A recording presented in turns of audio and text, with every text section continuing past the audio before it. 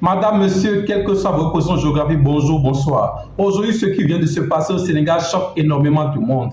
Un député arrêté en pleine Assemblée nationale, pour beaucoup, c'est une ligne rouge qui vient d'être franchie. Le Sénégal serait-il en train de vivre un recul démocratique? Depuis plusieurs heures, une polémique énorme secoue le pays après l'arrestation d'un honorable député à la sortie de l'Assemblée nationale. Selon plusieurs créations, la procédure utilisée poserait de graves questions sur le respect des règles démocratiques et de l'immunité parlementaire. Car dans un état de droit, un député n'est pas un simple citoyen comme les autres lorsqu'il est dans l'exercice de ses fonctions. Pour pouvoir l'entendre ou le placer en garde à vue, il existe normalement une procédure très claire. Notification officielle, demande adressée à l'Assemblée nationale et surtout levée de l'immunité parlementaire. Mais dans cette affaire, beaucoup dénoncent une intervention précipitée et une méthode jugée brutale. Certains parlent même d'un précédent extrêmement dangereux pour la démocratie sénégalaise. Le plus inquiétant dans cette histoire, c'est l'image que cela renvoie du Sénégal. Pendant des années, le pays a été présenté comme l'une des démocraties les plus stables du continent africain. Mais aujourd'hui, de nombreux observateurs commencent à s'interroger.